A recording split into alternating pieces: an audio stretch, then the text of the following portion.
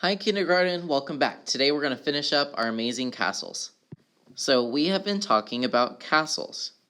We've been talking about what kind of shapes though. Raise your hand. What kind of shapes have we been looking at?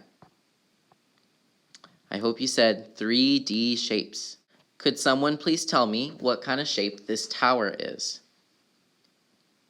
I hope someone said a cylinder. Now Minecraft, if you were making a Minecraft castle, you'd be making your Minecraft castle out of what kind of shape? What kind of shapes do we call those square looking things? Someone raise their hand for me, please. I hope someone said we'd call those cubes, little cube. Sometimes at the very top of a tower, you'll find this shape. Could someone raise their hand and tell me what kind of shape this is? I hope someone said cone. You could make your castle crazy. You could also include cannonballs. And what shape is a cannonball? I hope you said spear.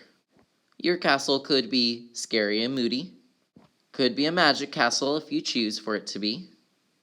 But what I hope you get out of this is that you find different shapes around you, and then you can tell your parents and your friends that they are 3D shapes and be able to name them. So recently you've been creating your castles. Today we're going to add our picture of ourselves to our castle, but I have a very important question.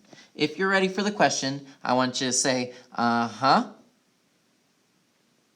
In a moment, I'm going to show you two different castle projects from two very different people, and you're going to tell me which one is better. Here is a picture that a toddler drew of a castle.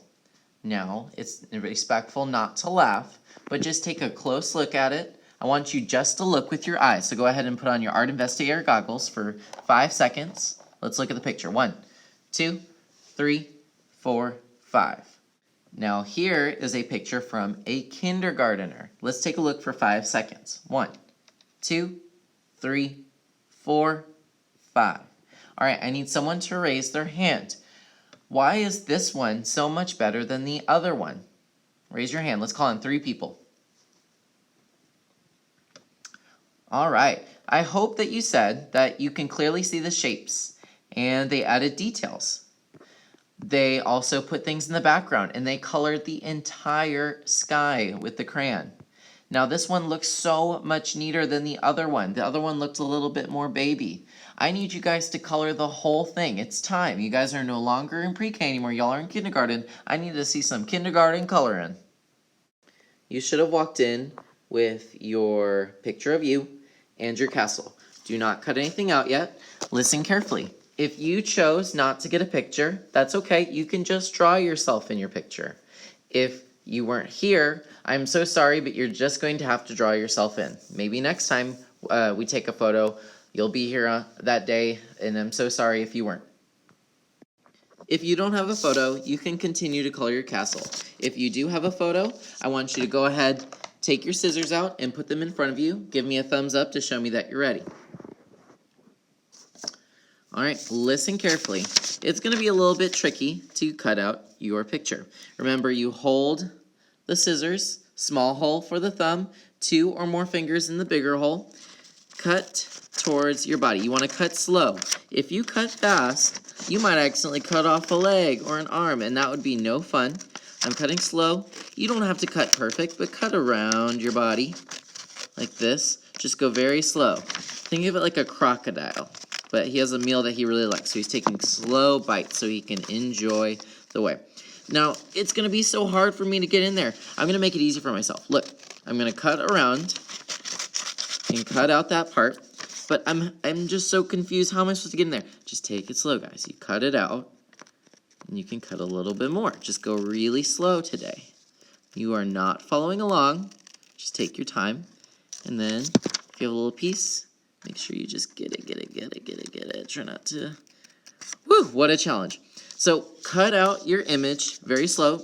Don't follow along, just watch me, but I want you to cut it out today. I'm going to show you what to do next.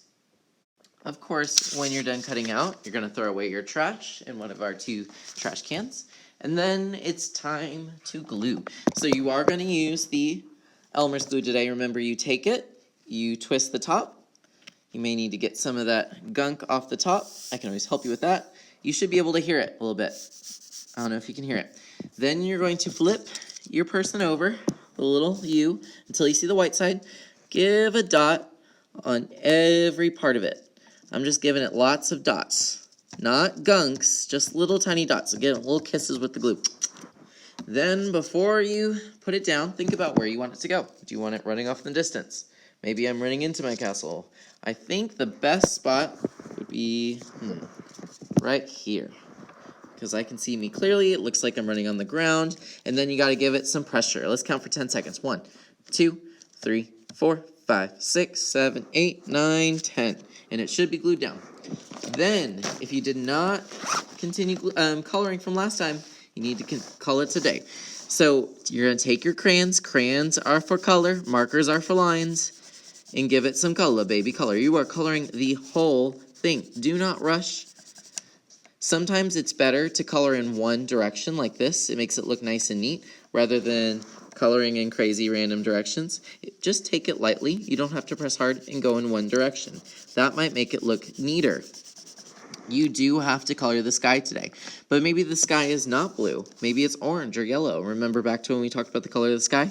You could also color it blue if you really wanted to, but you gotta color the whole thing. Say whole thing. Yeah, because your parents are going to see this. They're going to be looking for yours and looking for your picture. They want to see that I trained you how to color. Now, when we are all done, we are going to put this on the drying rack. Now, before you put it on the drying rack, raise your hand, show me. I'm going to be looking to see that you added color everywhere. Am I done? I hope you said no, because I am not done. Look at all this coloring I have to do. I gotta color that. But let's pretend I was done. You would take it, follow the green arrows, green arrows, green arrows, green arrows, and you would put it on the drying rack. We've always put it on the bottom, not the top. When you're done and you've put away all of your things, you can choose a new activity. Here are your new activities that you can do. You could do cubes. You can do free draw. You can't do blocks, not the ones over here, because I have some castle blocks for you to play with. So up to 4 people, up to 4 friends, how many friends? Can go to the carpet, and you can use my castle blocks to build a castle. Remember, you must be totally done. Your stuff needs to be on the drying rack, and your table needs to be clean if you were going to use the castle blocks. And up to 4 friends can play over here. All right, guys, hope you have a good one. I hope you enjoyed learning about shapes, and I hope that you're remembering those. I may ask you from time to time, what kind of shape is this? And you better know the answer. All right, guys, I'm so excited to see your completed castles. Goodbye.